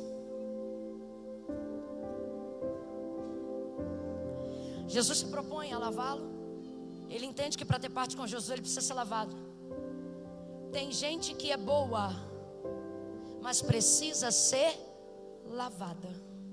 Os discípulos já eram discípulos, mas para entenderem aquele momento da plenitude do ministério de Cristo, eles precisavam também serem lavados. Não adianta você começar uma obra e não terminar. Não adianta você dizer: aqui eu faço, ali eu não me meto. Jesus está dizendo: ei, a continuidade desse ministério, a continuidade dessa vida depende da sua ação corajosa em deixar a sujeira dele cair na água da sua bacia. Não tem como você se envolver sem se comprometer. Então, quando você começar uma coisa, você não pode abandonar. Você precisa terminar aquilo que você começou. Jesus corta. Jesus nos ensina a lavar. Corta, lava. Quem lembra qual era o terceiro? É a parte mais difícil e eu fecho aqui. Esfregar. Era com sal e não era refinado igual esse que a gente tem não. Era meio grosso. Vez ou outra alguém vai olhar para você e vai dizer: não gosto do jeito que você fala. Por que você fala assim comigo? Você é meio grosso? Você é meia grossa? Você diz: é que eu sou vaso de antigamente. Eu sou parteira de antigamente. Brincadeiras à parte, por que esfregar é o mais difícil? E para que esfregar se já foi lavado? Tem ministério que é bom porque já foi lavado, mas não é ótimo porque ainda não foi esfregado. O esfregar era fazer um processo de esfoliação, porque a água é muito boa, mas nem tudo sai na água. Tem coisa que está agarrada porque a criança ficou 9 meses envolvida naquele processo. Então precisa ser esfregada. Pegava então o sal com a criança ainda com o corpo úmido para não machucar e passava no corpo. Esfregar aqui não é igual roupa não, irmão. É esfoliar com cuidado. Tem gente que acha que bom é ralar. Se ralou, machucou. Se machucou, não esfregou. Interrompeu o procedimento de qualquer maneira. Colocava o sal e esfregava a criança. Sal. Por quê? Porque a água lava, mas só o sal purifica. Tem gente que não tem nada que atinja contra o caráter e contra a moral, mas você vê no trato que não é santo.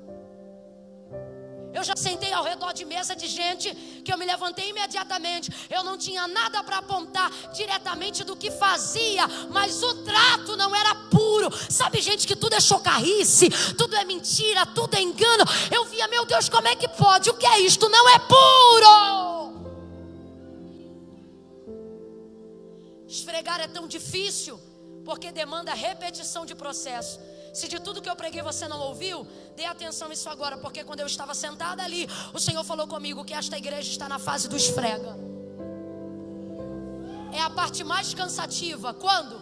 Repetir processo já feito. Rebará, seremancho. Você lava, a água leva. O sal não, o sal apega. E só sai com você esfregando. Repito novamente: esfregar é repetir processo. E por que eu não gosto de esfregar? Porque eu não gosto de ter que fazer de novo o que eu já fiz.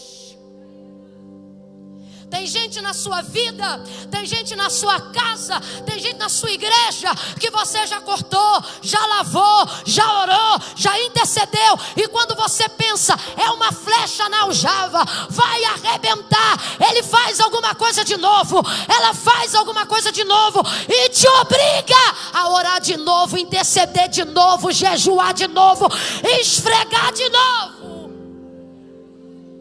Só que quanto mais esfrega, mais puro fica.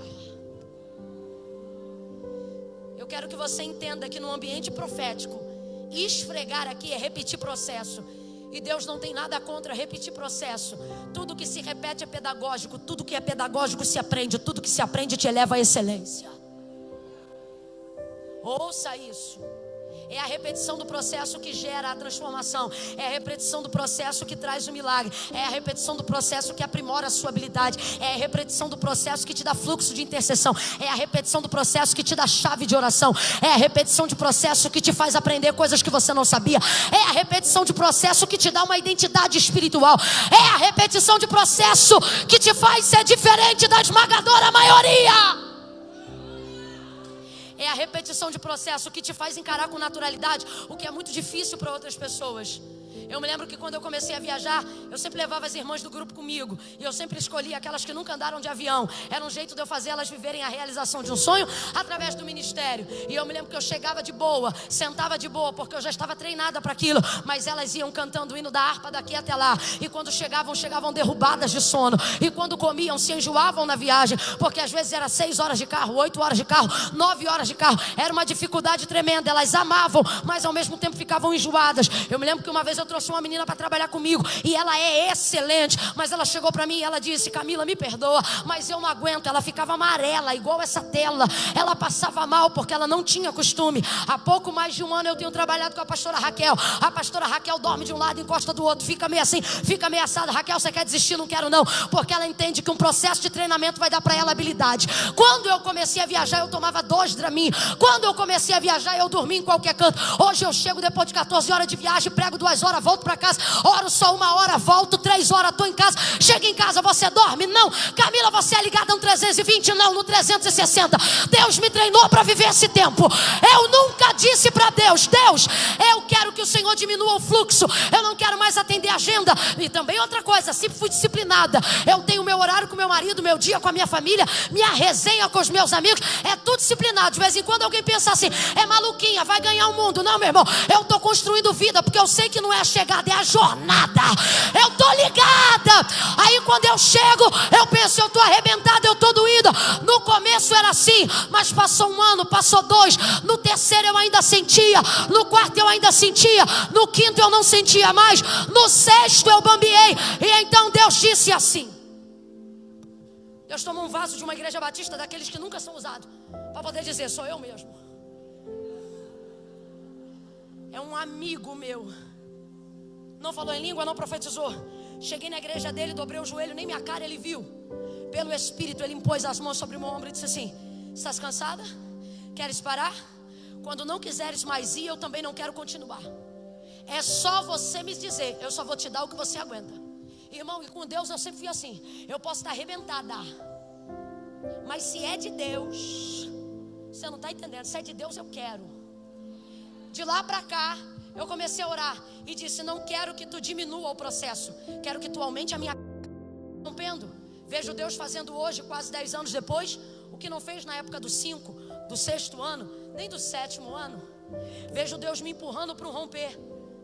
Em dias que eu cansava, apóstolo, e eu dizia assim: poxa, hoje quarta, amanhã quinta, já aconteceu de eu dormir em uma semana 6 horas na semana. Só para você ter noção. Tudo é o tempo do romper, o tempo de Deus testar o teu. Também não pode ser a vida toda, porque senão vai morrer com AVC, né? Mas eu entendi o tempo. Foi de treinamento. E quando eu dizia: Deus, eu tô, sabe assim, como que eu se eu quisesse dizer: Deus, eu tô cansada. E ele dizia: eu estou te treinando. Hoje o que eu vejo as pessoas que estão à minha volta sentindo quando estão comigo, eu fico impressionada. Gente, diante de Deus, para a glória de Deus, eu não sinto nada. Eu só sinto cansaço mesmo quando eu estou esticada mesmo, já virada, deitada. Deus tem me dado graça. Mas Camila, o que você está dizendo? Deus está dizendo: eu não estou repetindo o processo para te matar. Eu estou repetindo o processo porque eu tenho algo maior do que o que você vive hoje. Eu estou repetindo o processo porque eu tenho como te levar a romper um limite para você hoje. Então, há pessoas na sua vida, a gente nessa igreja, que Deus está dizendo: repita o processo. Você diz: eu não aguento mais ele. Deus diz: aguenta sim. Ora de novo. Eu não vou perdoar nunca mais. Vai perdoar sim. Perdoa de novo. Ah, porque eu não quero mais saber. Quer saber sim. Você diz: como é que eu vou viver milagre? A repetição do processo dá a impressão de que você está atrasado, sim ou não? Parece que todo mundo foi, só você ficou. Naamã está leproso. Chega ao profeta e ele diz: vai para o Jordão e mergulha. Quantas vezes? Você acha que a cura estava no Jordão? Aí ele diz: Abana e Farfar são rios melhores, água mais pura e cristalina. O verdadeiro Jordão tem mais água barrenta do que cristalina. Aí ele diz: você vai no Jordão e mergulha.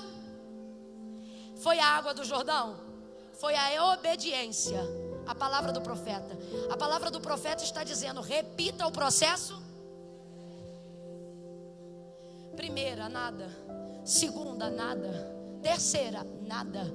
Quarta, nada. Só que o profeta não disse 5, ele disse sexta, nada. Na sétima, quando ele sai do outro lado, a sua pele está como a de um bebê. Deus está dizendo: repita o processo e eu melhoro o resultado. Repita o processo, obedeça a palavra, esfrega, aconselha de novo, abraça de novo, ama de novo, perdoa de novo, ora de novo, intercede de novo, aconselha de novo, e eu vou melhorar o resultado. E por fim, enfaixa. Então vamos lá, fecha comigo nessa noite e diga: corta, lava, esfrega, enfaixa. Por que enfaixar? Depois que ela fez isso tudo, elas traziam como se fosse uma atadura de linho de 4 metros de comprimento. Gente, uma criança não tem mais do que 55 centímetros numa regra geral. Pra que uma faixa de 4 metros? É porque antigamente criança não nascia igual hoje. Eu lembro que meu pai demorou 7 dias para abrir os olhos. Minha avó falava isso. Hoje as crianças já nascem dizendo: por que esse médico me bateu? Né? A faixa é para fazer um processo como se fosse de mumificação na criança, para ela ficar toda durinha, enrijecida, porque ela agora vai sair e a casa vai ser visitada. Muita gente vai pegar a criança no colo, e quem não sabe pega, e quem sabe pega também. Enfim, você não sabe quem vai pegar a criança. Então, para não jogar o processo do aprendizado no lixo, deixa ela toda enfaixadinha, porque até que alguém pegue, se deixar cair, enfaixada, com uma atadura de 4 a 6 metros, é como se ela tivesse engessada. Se a criança caísse de até 1,5 metro, ela não quebrava nada, porque ela estava envolvida numa faixa de 4 a 6 metros. Quem está me ouvindo, diga amém.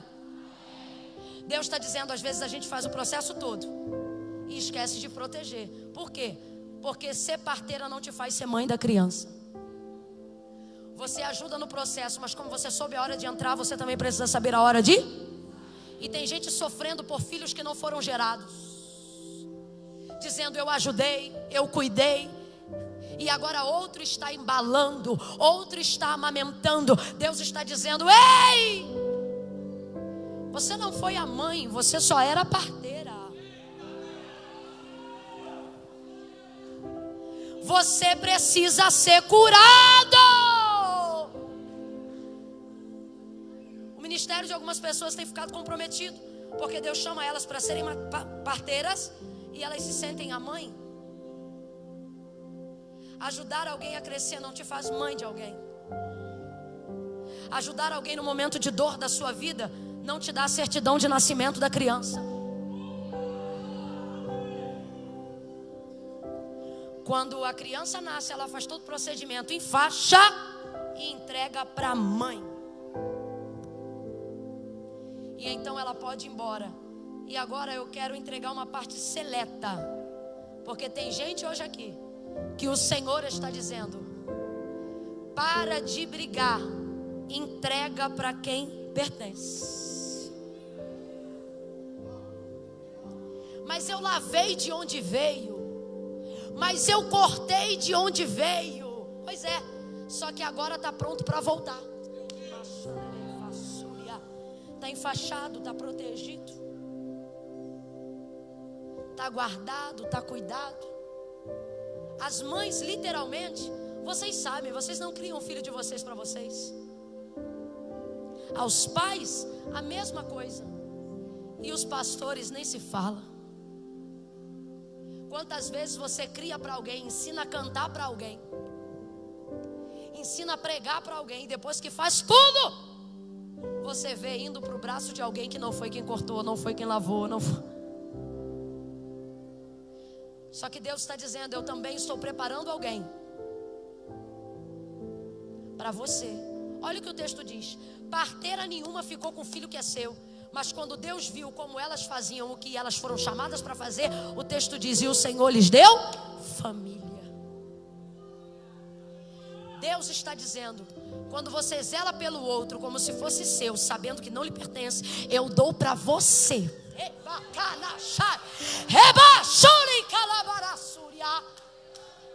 aquilo que você merece, aquilo que você precisa. O resultado da colheita do que você semeou na vida das pessoas. Levanta a mão direita, porque Deus colocou uma palavra profética na minha boca. Deus está dizendo que você plantou na vida de muita gente, mas vai colher na tua casa, vai colher na tua igreja, vai colher com o teu povo. Levanta a tua mão comigo e diga: corta, lava, esfrega, enfaixa. Fica de pé que você está formado. Eu quero te dar um diploma. Bota a bolsa no banco. Você ficou aqui até agora. Não fica de agonia agora não. Mas Camila, é 9h30, gente? Hã? Fala, gente. Eu, hein? Para de agonia. Aleluia. Agora, de tudo que as parteiras fazem, o que mais me chama a atenção é a capacidade que elas têm de dar à parturiente a seguinte confiança: de fazer força na hora da dor. Até hoje eu tento entender isso. Eu ainda não sou mãe, mas eu fico olhando a galera nos filmes, ou até enfim, coisa aí de televisão, internet. E normalmente o marido, quando não desmaia, ou alguém do lado, ensina a respirar e a fazer força, né? Faz força. Já vi obstetra dizendo: faz força, mãezinha. E a mãezinha querendo matar o pai: some daqui, olha o que você fez comigo. Tá gerando, né? Eu tenho dois tipos de pessoas hoje aqui. Quando eu estava sentada ali, o Senhor falou comigo. Eu tenho aqui parteiras e parturientes. Eu tenho aqui gente que vai ajudar e gente que está gerando. E tem gente aqui que está gerando, que está tomando chazinho de aborto de desânimo, dizendo: eu não aguento mais gerar isso há tanto tempo. Você sabe que precisa de alguém para te ajudar, mas parece que esse alguém nunca vem. Você sabe que precisa de alguém para mentorear você, e Deus está dizendo: submeta-se a isso. Permita-se confiar em quem Deus confia. Irmã Camila, e Deus confia em alguém?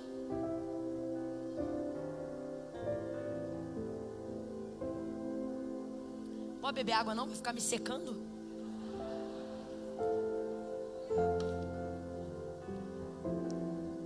Sabe o que eu acho lindo? Jesus, antes de ser crucificado, celebra a última ceia. Ele mesmo parte o pão, fala sobre a nova aliança, e aí um pega para capar, meu irmão, acontece depois da ceia. Enquanto Jesus fala da sua ausência no meio deles, porque vai se entregar, os discípulos começam a ferrar numa discussão. E a discussão diz assim o texto: e procuravam saber entre eles quem era o maior. O que é isso? Jesus está dizendo vai sair, entre aspas, e eles já querem saber quem vai ocupar o lugar de Cristo. É que vai ser o líder. Mano, quando uma cadeira esvazia, você não pensa em ocupar. Primeiro você chora a perda, depois você deixa a coisa acontecer. Aí o texto diz que Jesus chega e acaba com a discussão, dizendo: estando entre vós eu não sou maior? Sim. Sendo maior não vos servir? Sim. Pois então, o maior no meu reino é o que serve. Acabou com a discussão, olhou para Pedro e disse: Simão, Simão, você acha que quem começou essa briga, hein? Do nada Jesus vira para ele e diz: Simão, Simão, a coisa pode repercutir, mas Deus só fala com quem começa. Simão, Simão, Satanás te pediu para se andar como trigo. Dá uma palavra de despertamento para ele. Agora tu vê, acabou de cear, depois de quase 3 anos e meio de investimento, de mentoria, de discipulado, última ceia.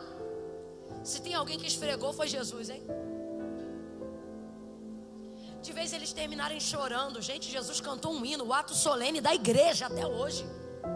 De vez de celebrar, eles começaram a quebrar o pau. Forte discussão, alguém ficou vermelho, alguém gritou. Aí Jesus acaba com aquela discussão e diz assim: vós tendes permanecido comigo nas minhas tribulações. Sabe o que ele está dizendo? Vocês não são perfeitos, mas são os que estão comigo. João, você é bipolar. Pedro, você é sanguíneo. Mas são vocês que andam comigo. Como o Pai me confiou um reino, eu o confio a vós. O céu está depositando expectativa em você, sim ou não? Deus depositou, abre aspas, uma expectativa em você, sim ou não? Jesus está dizendo que o Pai confiou a mim, eu estou confiando a vocês. Por quê? Porque confia neles? Não, porque confia no investimento que fez neles até hoje. Jesus está dizendo a alguém aqui nessa noite: confia no investimento que eu fiz em você. Confia na habilidade que eu aprimorei em você. Mesmo não sendo perfeitos, eram ideais, porque eram os que estavam com eles. Jesus está dizendo: se é para dar para alguém, eu vou dar para quem eu conheço. E eu conheço vocês. As imperfeições também conheço, as falhas também conheço, os vacilos também conheço, mas é vocês que eu conheço. E confiou o reino a nós que estamos hoje aqui. A maior importância de uma parteira é ter acesso de confiança na casa de uma mulher que recebe ela no momento de dor da sua vida. E na hora de fazer força, ela fica embaixo, a mulher está em cima na posição de cócoras, e ela está embaixo preparando-se para segurar a criança. Então é um processo natural isso aqui, ó. Faz força em cima que eu seguro aqui embaixo. Então a parteira dá à mulher condições, entusiasmo, de que ela faça força onde está, sem se preocupar que o que ela está gerando vai cair no chão, vai arrebentar a cabeça. O que é isso? Arrebenta aí em cima que eu sustento aqui embaixo.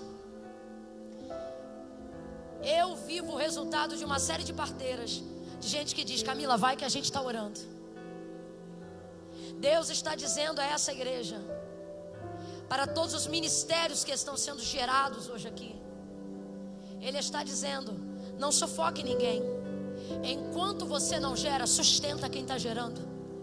Enquanto você não tem o que é seu, proveja quem está desenvolvendo o que é de Deus.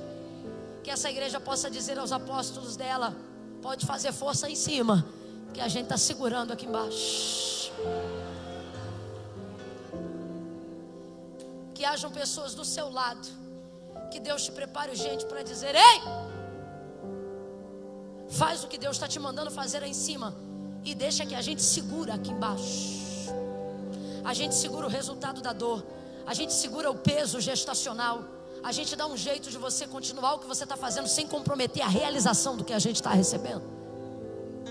Pega na mão de alguém: eu quero orar junto com você. Diga para essa pessoa: faz força aí em cima, que a gente segura aqui. Fecha os teus olhos. Quando eu terminar de orar, eu vou contar de 1 a 3. Quando eu disser 3, tem gente hoje aqui que precisa sair do lugar e vir ao altar de Deus. Quem, irmã Camila? As pessoas que se afastaram dos caminhos do Senhor. Gente que tem um ministério, gente que tem uma chamada, mas quando foi alvo do inferno, faltou gente para segurar o resultado. Você sentiu falta, você está gerando, sua promessa parece que está em retardo ou em atraso, mas Deus te trouxe hoje aqui para ouvir esta palavra, para te dizer: ei, se esforça hoje, que você encontrou gente que vai segurar. Quando eu disser até 3, vai sair do lugar e vai vir ao altar de Deus. Gente que se afastou dos caminhos do Senhor, tem Jesus no coração, tem temor de Deus, mas não fez ainda uma aliança com o Senhor. Ah não, irmã Camila, para mim servir a Deus é coisa séria. Depois que eu parar de beber eu vou, depois que eu parar de fumar eu vou. Eu gosto desse aqui: eu não fui ainda porque eu não casei, depois que eu casar eu vou. Você é crente, A pergunta é: por que você ainda não é salvo? Ah, porque depois que eu terminar isso ou aquilo eu vou. Ei! Jesus disse: sem mim nada podeis fazer. Você não se liberta para servir a Cristo. Você serve a Cristo e Cristo te liberta para ser servido de você. Você acha que eu vim bonitinho igual eu estou hoje aqui? Samba canção do piu-piu, camiseta combinando, barriga de fora, tênis coloche, colé, que eu era surfistinha bodyboard. Vim chorando ao altar de Deus. Naquele dia percebi um equívoco que todo mundo comete. A gente sempre diz assim: vem receber Jesus. Só que quando a gente chega no altar, a gente percebe que não é a gente que recebe Ele, é Ele que recebe a gente. E diz: eu te aceito, eu te perdoo. Quando o culto acabou, eu saí da igreja chutando assim a pedra na rua e dizendo para minha irmã: Elaine, você viu o que eu fiz? Ela disse: menina, eu vi. Porque toda vez que o culto acabava, a gente saía da igreja e ia pro baile. Então ela quis dizer: hoje você não pode ir pro baile. Eu falei: pois é, não posso. E pior ainda, eu não podia ter aceitado Jesus hoje. Aí ela disse: por que não? Eu falei: carnaval é semana que vem.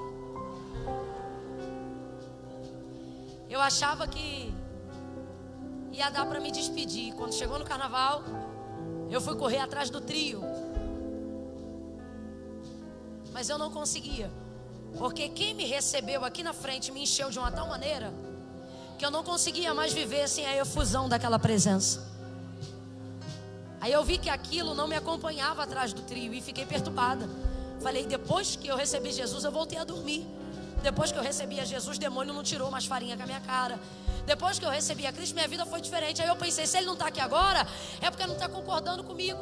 Aí eu me lembro que eu acabei com um carnaval de 14 pessoas. Eu falei: vamos embora todo mundo agora. Ah, mas não, a gente não é crente não, a casa é minha. Acabou o carnaval de geral. Não teve mais graça para ninguém.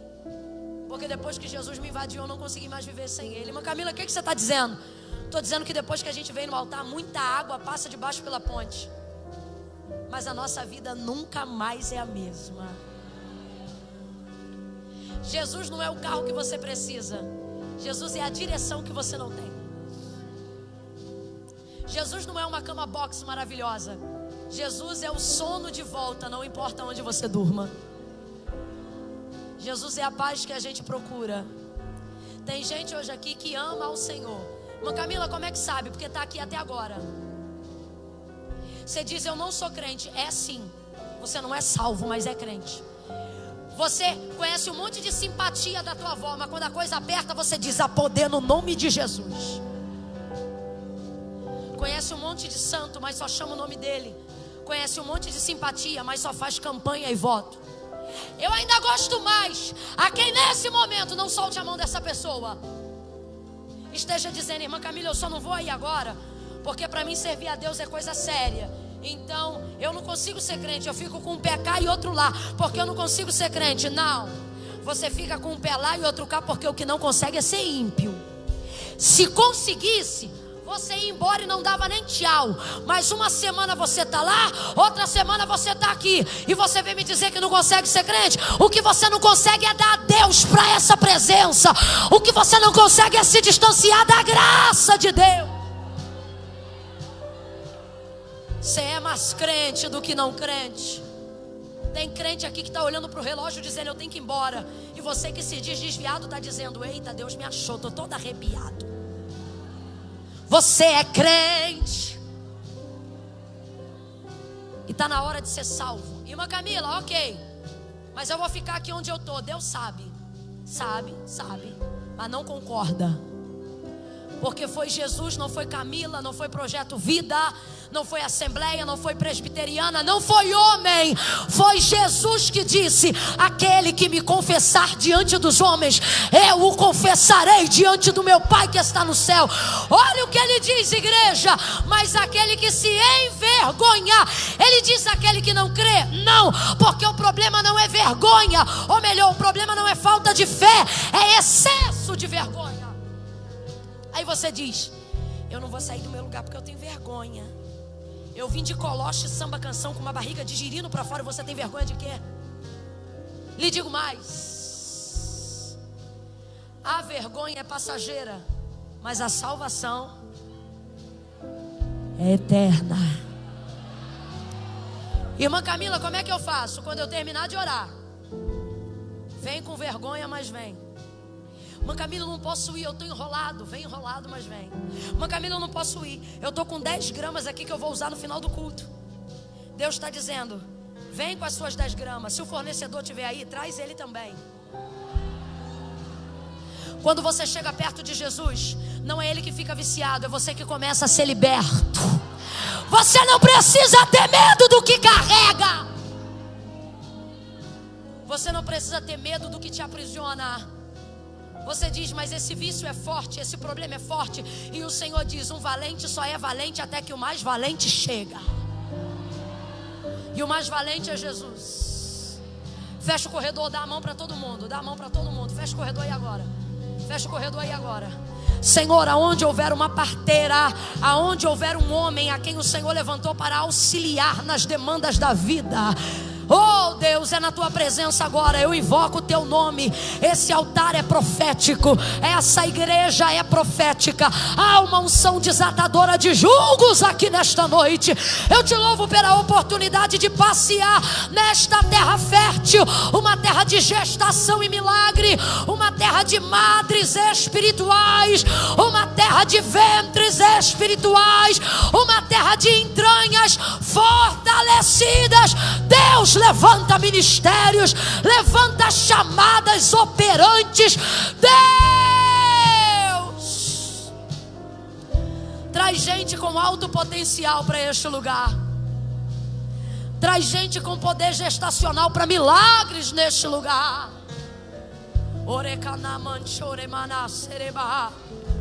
Eu te peço isso agora, Deus. As pessoas que estão aqui nessa noite, Senhor, levanta elas, Senhor. Levanta eles, não apenas como progenitores, mas como auxiliadores de filhos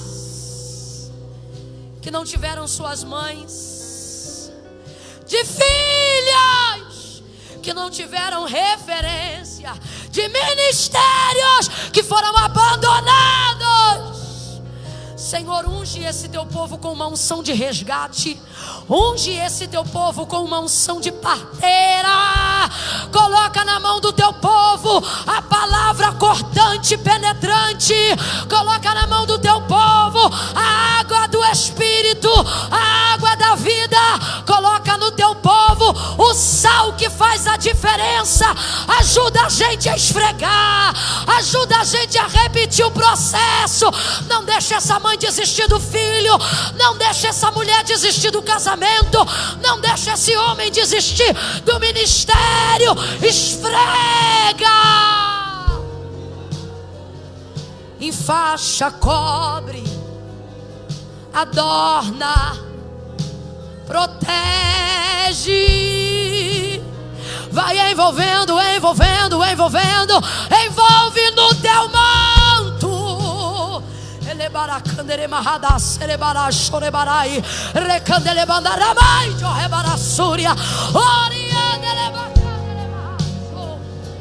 Em nome de Jesus, Senhor, que ninguém venha a cair nem escorregar.